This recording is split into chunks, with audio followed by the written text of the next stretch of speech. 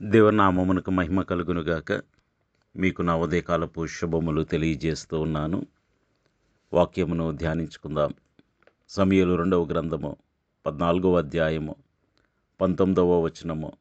అంతటా రాజు, యోవాబు నీకు బోధించెనా అని ఆమెను అడిగినందుకు ఆమె ఇట్లనెను, నా ఏలిన వాడవైన రాజా, నీ ప్రాణము తోడు. చెప్పిన దానిని తప్పక గ్రహించుటకు నా ఏలిన వాడవును రాజవునగు నీ వంటి వాడొకడునూ లేడు. నీ సేవకుడగు యోవాబు నాకు బోధించి ఈ మాటలనన్నిటినీ నీ దాసినగు నాకు నేర్పెను. దేవుడి వాక్యము ద్వారా నేడు మనతో మాట్లాడి మనము దేవుని ఆత్మీయ జ్ఞానము కలిగి జీవించే కృప దేవుడు మనలో ప్రతి ఒక్కరికి దయచేయునుగాక. ఆమెన్. ఈ వచనాన్ని చదువుతూ ఉన్నప్పుడు దావీదునకు మేనల్లుడు అనగా దావీదు సహోదరి అయిన సెరూయా కుమారుడగు యోవాబు, దావీదునొద్ద సైన్యాధిపతిగా ఉన్న యోవాబు తెకోవ నుండి యుక్తిగల స్త్రీని ఒకతెను అతడు రప్పించి ఏ విధంగా దావీదుతో మాట్లాడాలో నేర్పించి తన కుమారుడైన అబ్షాలోమును గెషూరు ప్రాంతము నుండి మరలా తన రాజ్యమునకు రప్పించడానికి ప్రయత్నం చేశాడు. ప్రియ సహోదరుడా, సహోదరి, యోవాబు గురించి మనం ఆలోచించినట్లయితే చాలా ఆశ్చర్యంగా అనిపిస్తుంది. ఎందుకు అంటే ఈ యోవాబు స్వయాన దావీదునకు మేనల్లుడు, దావీదు యొక్క సహోదరి కుమారుడు. దావీదునకు ఎంతగానో ఎన్నో యుద్ధములలో దావీదు పక్షముగా పోరాడినవాడు, దావీదు చెప్పిన చాలా పనులు చేసినవాడు. అయితే ఒకవైపు దావీదు చెప్పినట్లే చేస్తూ మరొక వైపు తన చిత్తాన్ని నెరవేర్చుకోవటానికి ఎప్పుడూ ప్రయత్నం చేస్తూ ఉండేవాడు. యోవాబు దావీదుకు అత్యంత నమ్మకస్తుడైన సేనాధిపతిగా ఉంటూనే తరచుగా దావీదు ఇష్టం కంటే తన ఇష్టము, దావీదు ఆలోచన కంటే తన ఆలోచన, దావీదు మాట కంటే తన మాటే నెరవేరాలని కోరుతూ ఉండేవాడు. చూడండి, సమూయేలు 2వ గ్రంథం 3వ అధ్యాయంలో మనం చూసినట్లయితే 27వ వచనంలో ఈ అబ్నేరు ఇశ్రాయేలీయుల దేశమునకు మొట్టమొదటి సైన్యాధిపతి. అబ్నేరు అనేవాడు సౌలు యొక్క పినతండ్రి కుమారుడు. సౌలు రాజ్యంలో అతడు సైన్యాధిపతిగా ఉన్నాడు. పరాక్రమవంతుడు, యుద్ధశూరుడు. ఇశ్రాయేలీయుల గోత్రములలో గొప్ప పేరు సాధించినవాడు. అయితే అతడు చాలా కాలం సౌలు కుటుంబానికి నమ్మకంగా ఉన్నాడు. సౌలు చనిపోయిన తర్వాత కూడా చాలా కాలం నమ్మకంగా ఉన్నాడు. దావీదుతో యుద్ధములు జరిగించినవాడు. అయితే ఒకానొక సమయంలో అతడు పరిస్థితులను గమనించి దేవుని హృదయము దావీదు యందు ఉన్నదని గ్రహించి, ఎందుకంటే అప్పటికి దావీదు 2 గోత్రములపై మాత్రమే అతడు రాజుగా ఉన్నాడు. మిగిలిన 10 గోత్రములు కూడా రాజైన సౌలు యొక్క కుమారుడు పరిపాలిస్తుండగా అబ్నేరు దానికి సైన్యాధిపతి అయి ఉన్నాడు. కాబట్టి ఆ 10 గోత్రములను తీసుకుని వచ్చి దావీదుతో కలపటానికి అతడు సుముఖత చూపించినప్పుడు రాజైన దావీదు ఎంతగానో సంతోషించాడు. అయితే ఆ విషయం యోవాబునకు నచ్చలేదు. కాబట్టి యోవాబు ఏం చేశాడో తెలుసా? సమూయేలు 2వ గ్రంథం 3వ అధ్యాయం 27వ వచనం వచ్చేసరికి అబ్నేరు తిరిగి రాజైన దావీదును కలిసి వెళ్ళిపోతూ ఉన్నాడు. యోవాబు ఏదో యుద్ధం చేయటానికి వేరే ప్రాంతానికి వెళ్ళాడు. అతడు ఆ పనిని ముగించుకుని వచ్చేసరికి అబ్నేరు వచ్చాడని, దావీదు అతనితో సమాధానపడి భోజనం చేసి పంపించేశాడని యోవాబునకు వర్తమానం తెలిసింది. అప్పుడు యోవాబు దావీదునకు తెలియకుండా రహస్యముగా ఏదో మాట్లాడాలని, రాజు అయిన దావీదు ఏదో వర్తమానం పంపాడని రహస్యముగా మోసముతో పిలిపించి అతనిని చంపేశారు. అబ్నేరు తిరిగి హెబ్రోనుకు వచ్చినప్పుడు సంగతి ఎవరికీ వినబడకుండా గుమ్మము నడుమ ఏకాంతముగా అతనితో మాట్లాడవలనని యోవాబు అతన్ని పిలిచి తన సహోదరుడు ఆషాహేలు ప్రాణము తీసినందుకై అతనిని కడుపులో పొడవగా అతడు చచ్చెను అని వ్రాయబడింది. కాబట్టి ప్రియ సహోదరుడా, సహోదరి, దావీదు ఎంతగానో బాధపడ్డాడు.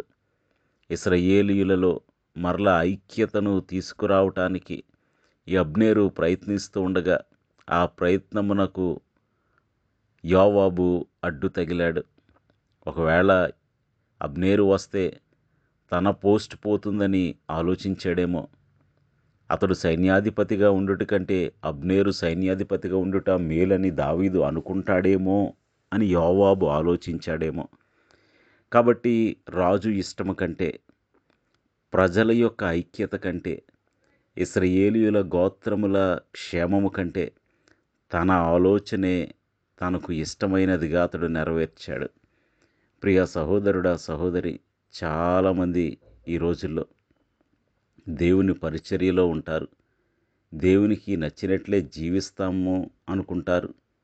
కానీ కొన్ని విషయాలలో దేవుని చిత్తాన్ని పక్కన పెట్టి వారి ఇష్టాన్ని నెరవేర్చుకుంటారు.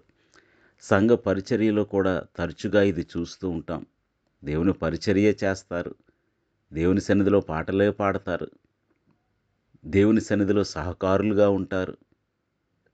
కానీ అల్టిమేట్గా వారి ఇష్టాన్ని నెరవేర్చుకుంటూ ఉంటారు, వారి చిత్తాన్ని నెరవేర్చుకుంటూ ఉంటారు, వారికి నచ్చిన వారికి అవకాశాలు ఇస్తూ ఉంటారు, వారికి నచ్చని వారిని దూరం పెడుతూ ఉంటారు. అంతా పైకి ప్రేమగానే కనిపిస్తారు, కానీ అవకాశం వచ్చినప్పుడు వారి బుద్ధిని చూపిస్తారు. ఇది యోవాబు యొక్క బుద్ధి. ఇక రెండవదిగా మనం చూసినట్లయితే ఈ యోవాబు ఏం చేశాడో తెలుసా? ఏ అబ్షాలోమునైతే దావీదుతో కలపటానికి ప్రయత్నం చేశాడు, తెకోవ నుండి స్త్రీని పిలిపించి ఎంతో గొప్ప స్క్రిప్ట్ రాసి ఎంతో గొప్ప కథను అల్లి దావీదుకు చెప్పించాడు. ఇదే యోవాబు సమయం వచ్చినప్పుడు దావీదు హెచ్చరించినప్పటికీ, అబ్షాలోమును ముట్టవద్దు అని చెప్పినప్పటికీ అతడే అబ్షాలోము గుండెలలోనికి అతడు బాణములను విడిచి చంపేశాడు. చూడండి, సమూయేలు 2వ గ్రంథం 18వ అధ్యాయం 15వ వచనం చూస్తే, తన ఆయుధములను మోయువారు 10 మంది చుట్టుకొని ఉండగా అబ్షాలోమును కొట్టి చంపెను. ఎవరండి? 14వ వచనం చూస్తే మనకు కనిపిస్తుంది. సమూయేలు 2వ గ్రంథం 18వ అధ్యాయం 14వ వచనం, యోవాబు, నీవు చేయి వరకు నేను కాచుకొని యుందునా అని చెప్పి 3 బాణములు చేత పట్టుకుని పోయి మస్తకి వృక్షమున వ్రేలాడుచు ఇంకను ప్రాణముతోనున్న అబ్షాలోము యొక్క గుండెకు గురిపెట్టి, తన ఆయుధములను మోయువారు 10 మంది చుట్టుకొని ఉండగా అబ్షాలోమును కొట్టి చంపాను. ఎంత విచారమో చూడండి.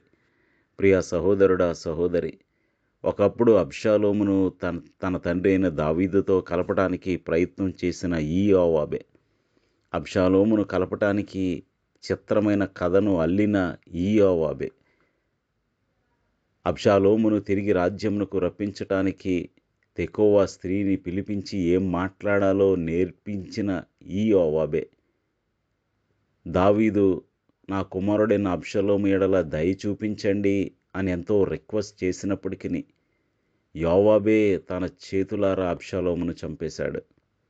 అంటే రాజు ఇష్టము కంటే, రాజు ఆలోచన కంటే తన ఇష్టమే, తన ఆలోచనే నెరవేర్చుకున్నాడు. కాబట్టి ప్రియ సహోదరుడా, సహోదరి, ఒకవేళ ఇటువంటి యోవాబు స్వభావము మనలో ఉందేమో, అన్నీ వాక్యానుసారంగానే చేయాలి అని పైకి చెబుతూ, అన్నీ దేవుని చిత్తానుసారముగానే చేయాలి అని పైకి బోధిస్తూ, అన్నీ దేవునికి ఇష్టమైనట్లే నేను చేస్తున్నాను అని పైకి జరిపిస్తూ, ఒకవేళ అంతరంగంలో వ్యక్తిగత ఎజెండాను నెరవేరుస్తూ ఉన్నారేమో, మనసులో తమకు నచ్చినట్లు పైకి చేస్తూ ఉన్నారేమో, వారికి నచ్చిన వారికి ఒకలా, నచ్చని వారిని ఒకలా ట్రీట్ చేస్తూ ఉన్నారేమో, సంఘములో పరిచర్య డాక్ట్రినల్గా కాక వారికి నచ్చినట్లుగా చేసేస్తూ ఉన్నారేమో. ఇది దేవుడు గమనిస్తాడు సుమ. దేవుని సేవ దేవుని చిత్తానుసారముగా, దేవునికిష్టమైన రీతిలో, దేవుడు ఆజ్ఞాపించినట్లు మాత్రమే చేయాలి. దేవుని ఇంటిలోనికి వెళ్ళి మనకు నచ్చినట్లు ప్రవర్తించటానికి మనం ఎవరము? కాబట్టి ప్రియ సహోదరుడా, సహోదరి, మనము దేవుని సన్నిధిలో దాసులము అని నిత్యము జ్ఞాపకముంచుకుని దేవునికిష్టమైనట్లు సమస్తమును జరిగించాలి. అట్టి కృప, దేవునికిష్టకరమైన పరిచర్య, వాక్యానుసారమైన పరిచర్య, దేవుని మహిమ కొరకైన పరిచర్య, దేవునికి నచ్చిన పరిచర్య చేస్తూ అన్ని విషయాలలో ముందుకు సాగిపోవాలి. చూడండి, సంబంధ బాంధవ్యాలలో కూడా వారికి నచ్చినంతసేపు ఇది దేవుని వాక్యంలో ఇలా ఉంది కదా అని మాట్లాడతారు. వారికి ఎక్కడైతే తమ ఇష్టమును నెరవేర్చుకోవాలో, పైకి దేవుని చిత్తము, దేవుని వాక్యము అనే ముసుగు వేసి అంతరంగంలో వారికి నచ్చినట్లు సమస్తమును జరిగిస్తారు. ఇది మనుషులు గుర్తించకపోవచ్చేమో కానీ దేవుడు గుర్తిస్తాడు సుమ. కాబట్టి మనము బహు జాగ్రత్త కలిగి సమస్తమును ఆయనకిష్టకరముగా నెరవేర్చే కృప దేవుడు మనలో ప్రతి ఒక్కరికి అనుగ్రహించునుగాక. ఆమేన్. ప్రార్థన చేసుకుందాం. సర్వోన్నతుడు అయిన తండ్రి, వందనాలు, స్తోత్రాలు. యోవాబు దావీదునకు నమ్మకస్తుడైన సైన్యాధిపతిగా ఉంటూనే కొన్ని కీలక సమయాలలో తన ఇష్టము, తన చిత్తము నెరవేర్చుకున్నాడు. అది రాజుకు దుఃఖము కలిగించేదైనా, అది రాజుకు రాజ్యమునకు చేటు కలిగించేదైనా, తన వ్యక్తిగత కోపతాపాలకు అతడు ప్రభువా మొదటి ప్రాధాన్యతనిచ్చి రాజు ఇష్టాయిష్టాలను, రాజ్యం యొక్క క్షేమమును పక్కన పెట్టి అతడు అబ్నేరును చంపేశాడు, అబ్షాలోమును చంపేశాడు, తనకు నచ్చినట్లు చేశాడు. ప్రభువా, మేము అలాగుండక మా సమస్త పరిచర్యలో, సమస్త సంబంధ బాంధవ్యాలలో, సమస్త విషయాల్లో నీకు ఇష్టకరముగా జరిగించే కృప మాలో ప్రతి ఒక్కరికి అనుగ్రహించమని హృదయములను అంతరంగములను పరిశోధించువాడైన యేసునామములో స్తుతించి వినయముగా వేడుకొనుచున్నాము తండ్రి. ఆమేన్. మీ అందరికీ నా వందనములు. ప్రభు పరిచర్యలో మీ సహోదరుడు దిలీప్ బాబు.